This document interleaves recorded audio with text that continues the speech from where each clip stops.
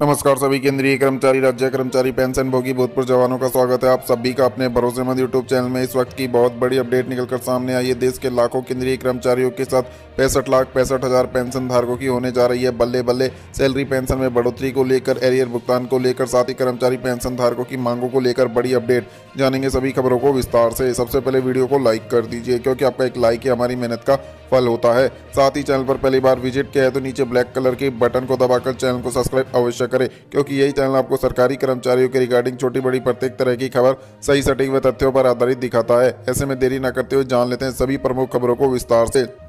पुरानी पेंशन बहाली के मुद्दे पर केंद्र के और राज्य के सरकारी कर्मचारी अब एकजुट होकर आंदोलन कर रहे हैं। दिल्ली के रामलीला मैदान में पुरानी पेंशन बहाली की मांग को लेकर 3 रैलियां हो चुकी हैं। अब इस कड़ी में रविवार को दिल्ली के जंतर मंतर पर national mission for old pension scheme Bharat के बैनर तले पेंशन जयघोष महारैली आयोजित की गई।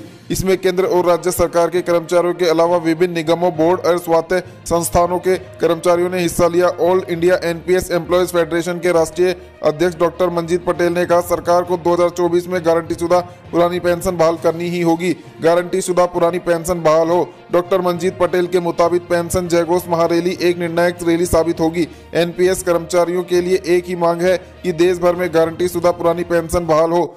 केंद्र सरकार जिस एनपीएस स्कीम को आगे कर रही है उसमें सुरक्षा का भाव नहीं है। इसके अलावा यह योजना गारंटी शुदा भी नहीं है। एनपीएस तो बाजार पर आधारित एक स्कीम है। बाजार की स्थिति से सभी अवगत है। इसमें डीए डीआर के अनुपात में बढ़ोतरी नहीं होती। पेंशन जयघोष महारैली के जरिए सरकारी कर्मचारियों की एक ही मांग है कि पहले वाली गारंटी शुदा पुरानी पेंशन व्यवस्था को लागू किया जाए। आंदोलन के चलते सरकार दबाव में। केंद्र सरकार के कर्मचारियों की यह मांग पूरी करनी पड़ेगी। सरकार ने इसके लिए एक कमेटी बनाई। पेंशन व्यवस्था में कुछ बदलाव भी किए जा रहे हैं। हालांकि सरकारी कर्मचारियों को पुरानी पेंशन योजना की बहाली से कम कुछ भी मंजूर नहीं होने वाला है।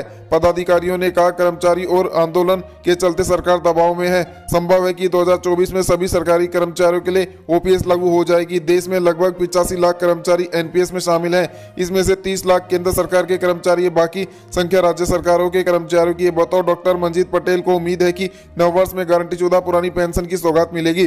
चुनाव से पहले बड़े उलटफेर की बात। बता दें कि नई दिल्ली में रामलीला मैदान में 10 अगस्त को केंद्र सरकार के कर्मचारियों की पहली रैली हुई थी। इसमें कई राज्यों और के सरकारी कर्मचारी संगठनों ने भी शिरकत की थी। ओपीएस के लिए गठित national joint council of action की संचालन समिति के राष्ट्रीय संयोजक एवं स्टाफ साइड के राष्ट्रीय परिषद जेसीएम के सचिव शिव गोपाल मिश्रा ने रैली में कहा था, लोकसभा चुनाव से पहले पुरानी पेंशन लागू नहीं होती है तो भाजपा को उसका खामियाजा भुगतना पड़ेगा।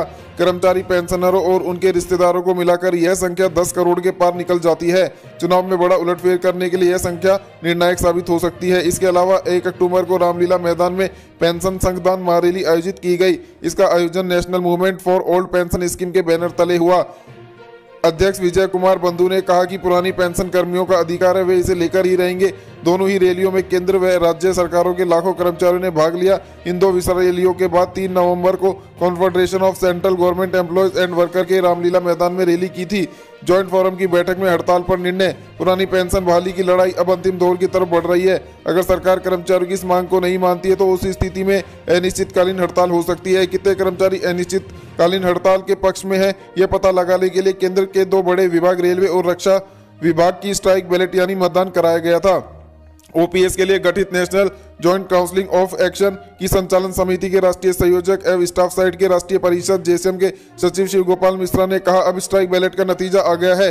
रेलवे के 11 लाख कर्मचारियों में से 96% कर्मचारी ओपीएस लागू करने की स्थिति में अनिश्चितकालीन हड़ताल पर जाने के लिए तैयार बैठे हैं। इसके अलावा विभाग के रक्षा विभाग के 4 लाख कर्मियों में से 97% कर्मी हड़ताल के पक्ष में बैठे हैं। अब ज्वाइंट फोरम की बैठक में अनिश्चितकालीन हड़ताल पर जाने के लिए निर्धारित तिथि की घोषणा की चर्चा की जाएगी और घोषित भी की जाएगी। ऐसे में केंद्र सरकार को ओल्ड पेंशन स्कीम को लेकर बहाल करना ही होगा, क्योंकि पेंशन भोगियों को काफी दिक्कतों का सामना करना पड़ता है। जो पेंशन 3 से 4 हजार रुपए आती है एनपीएस के अंदर, अगर वही पेंशन अगर ओल्ड पेंशन स्कीम के अंदर भुगतान की जाती तो 21,000 से लेकर 29,000 के क्रमश बीच में भुगतान की गई होती। ऐसे में केंद्रीय पेंशन भोगी और राज्य पेंशन भोगियों को काफी घाटा हो रहा है। इसके चलते कर्मचारी पेंशन धारकों में सुरक्षा का अभाव है। ऐसे में सरकारी नौकरी कौन करेगा, ये सवाल उठता है। अब सरकार को इस पर ध्यान देना ही होगा।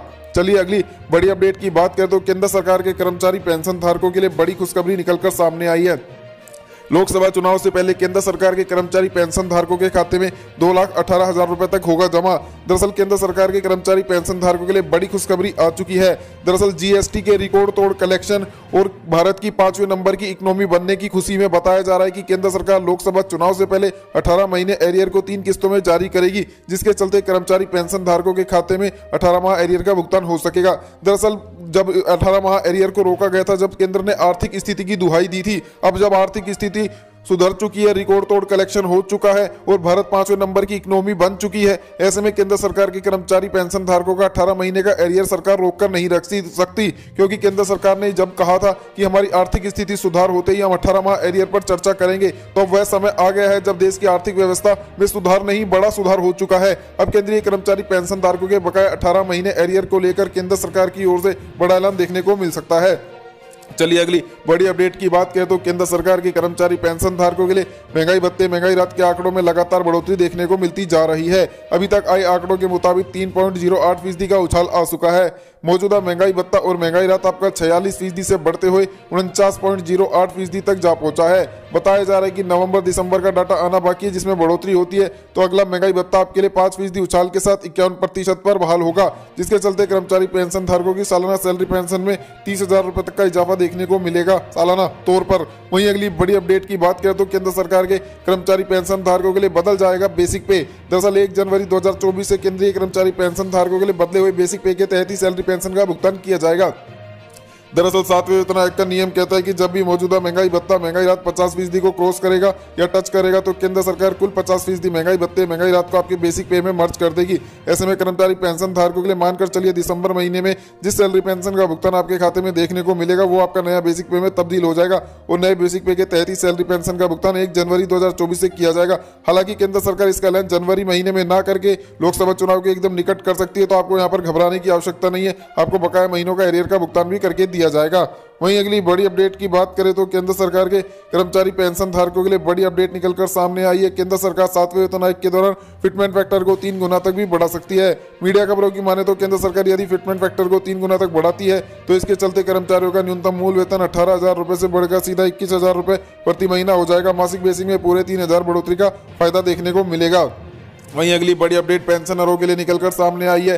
65 वर्ष की आयु से पेंशन में हर 5 साल में 5%, 10% व 15% पेंशन बढ़ोतरी को लेकर भी केंद्र सरकार की ओर से आदेश जारी किए जा सकते हैं, जिसे लेकर लगातार मांग की जा रही है। वहीं अगली बड़ी अपडेट की बात करें तो केंद्र सरकार के कर्मचारी पेंशन धारकों के लिए बड़ी अपडेट निकलकर सामने आई है। 8वें वेतन आयोग को लेकर बताया जा रहा है कि केंद्र सरकार 26 जनवरी के मन से कमेटी गठित कर सकती है, जो कि अपनी रिपोर्ट तैयार कर केंद्र सरकार को सौंपेगी और केंद्र सरकार 8वें वेतन आयोग को 1 जनवरी 2026 से प्रभावी करेगी। बताया गया है कि 8वें वेतन आयोग के दौरान फिटमेंट फैक्टर को 3.68% तक बढ़ाया जाएगा। न्यूनतम मूल वेतन को 26,000 रुपए तक बढ़ाया जाएगा। मिलता है आगामी अपडेट के साथ नेक्स्ट वीडियो में। जानकारी पसंद आए तो वीडियो को लाइक, चैनल को सब्सक्राइब जरूर कर ले। जय हिंद, जय भारत, वंदे मातरम।